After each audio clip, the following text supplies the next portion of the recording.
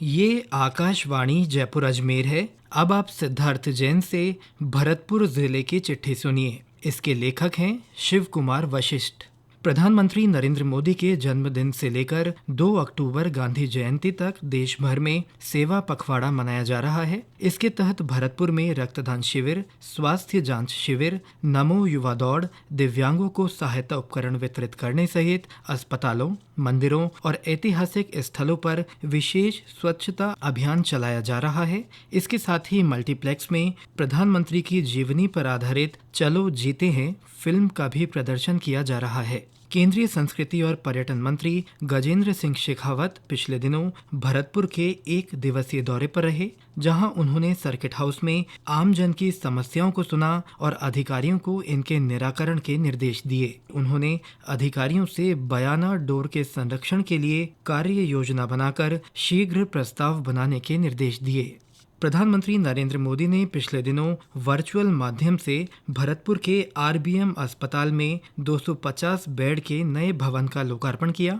मुख्य कार्यक्रम बांसवाड़ा में आयोजित हुआ, जहां से प्रधानमंत्री ने बटन दबाकर इसका लोकार्पण किया। इस अवसर पर जिले के आरबीएम अस्पताल परिसर में समारोह का लाइव प्रसारण किया गया, जिसमें गृह राज्य मंत्री जवाहर सिंह बेढ़म, डीग कुम्हेर विधायक डॉक्टर शैलेश सिंह, बयाना विधायक डॉक्टर रितु बनावत, संभागीय आयुक्त डॉक्टर टीना सोनी, जिला कलेक्टर कमर चौधरी सहित अन्य अधिकारी मौजूद रहे। विश्व पर्यटन दिवस के अवसर पर भरतपुर के केवलादेव राष्ट्रीय उद्यान, राजकीय संग्रहालय और रेलवे स्टेशन पर देशी विदेशी पर्यटकों का शहनाई वादन के साथ स्वागत किया गया। इसके साथ ही पंचगौरव कार्यक्रम के तहत केवलादेव राष्ट्रीय उद्यान में साफ सफाई और रखरखाव का कार्य भी किया गया। राजकीय संग्रहालय में स्कूली विद्यार्थियों को निःशुल्क भ्रमण करवाया गया और राजस्थान के इतिहास के साथ ही भरतपुर के शौर्य और वीरता की गाथाएं सुनाई गई। राज्य सरकार के निर्देश पर जिले में शहरी और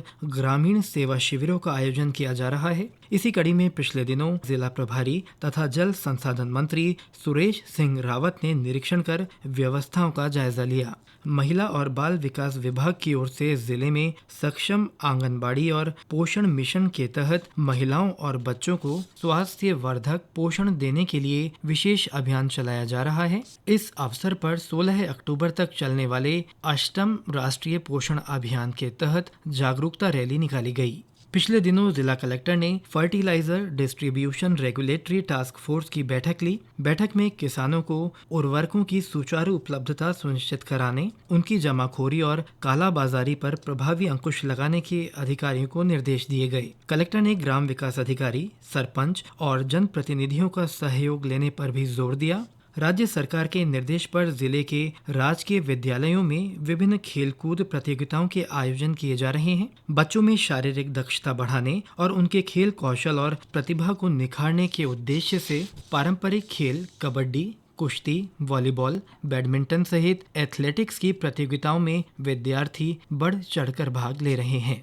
शरीर को स्वस्थ बनाए रखने और दिनचर्या में परिवर्तन लाने के उद्देश्य से जिले में संडे ऑन साइकिल रैली का आयोजन किया जा रहा है। इसी श्रृंखला में प्रत्येक रविवार को सुबह विश्व प्रिय शास्त्री पार्क में जिला कलेक्टर के नेतृत्व में सभी अधिकारी और कर्मचारी शहर का भ्रमण कर रहे हैं और लोगों को पर्यावरण के प्रति जागरूकता तथा साफ सफाई रखने का संदेश दे रहे हैं।